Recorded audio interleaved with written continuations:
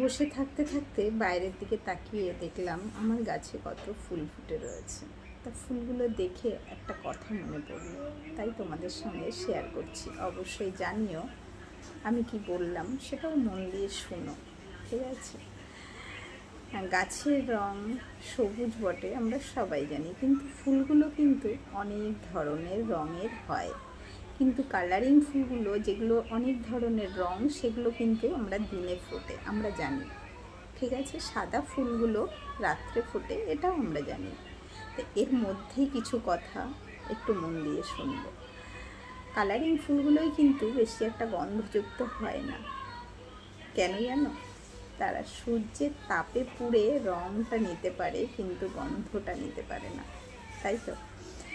তাদের অনেক কষ্ট করে কিন্তু রং অর্জন করতে হয়। আর সাদা ফুলগুলো দেখবা বেশিরভাগই রাত্রে ফোটে, আর তাদের রং কিন্তু সাদাই হয়।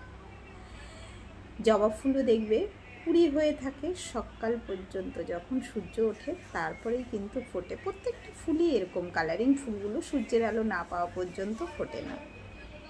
সাদা ফুলগুলো বেশিরভাগই, যেরকম কামিনী ফুল, গন্ধরাজ, সাদা টগর, এগুলো কিন্তু সব আমরা দেখি, রজনীগন্ধা, সব বেলি ফুল, এগুলো রাত্রেবেলায় ফোটে।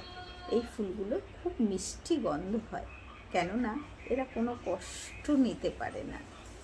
রৌদ্রের যে কষ্টটা, সেই কষ্টটা কিন্তু এরা নেয় না। এদের কিন্তু খুব সুন্দর একটা গন্ধ থাকে। তাহলে আমরা এতে কি বুঝলাম বলো তো? গন্ধযুক্ত আর সুন্দর সাদা ফুল, খুব সাদা কিন্তু খুবই শান্তির প্রতীক, আমরা জেনে থাকি সাদা রঙটা। তো সাদা রঙটা যখন শান্তির প্রতীক, মানুষের জীবনটাও সেরকম। যত দিন সে সুস্থ ভালো থাকে, ততদিনই কিন্তু সে সুন্দরভাবে সাদা হয়েই বা গন্ধযুক্ত হয়ে থাকে, ঠিক না? আর যখনই এই ফুলটাই কালারিং পেতে চাইবে তুমি, তখন কিন্তু মানুষের জীবনটাও এরকম। যখন আগুনের মতন তেতে তেতে কষ্ট পেয়ে সে জীবনটাকে সব গন্ধহীন, একদম কোনো গন্ধ তো তোর থাকবেই না, তার ভিতরে কোনো মিষ্টিতা থাকবে না, কোনো প্রেম থাকবে না, শুধু কষ্টই কষ্ট থাকবে, তখন সে কালারিং হয়ে যায়, ঠিক না? তা ফুলের মতন কিন্তু মানুষের প্রত্যেকটা জীবন, যতদিন সে সাদা আছে, গন্ধযুক্ত আছে, তার ভিতরে আলাদা ধরনের একটা প্রেম আছে।